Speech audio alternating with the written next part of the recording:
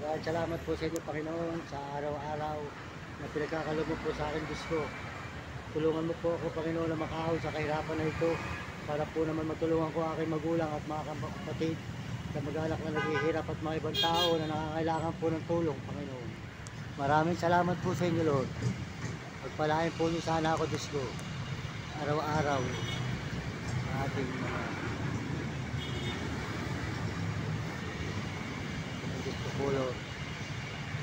Tulungan mo po ako, Panginoon, sa araw-araw.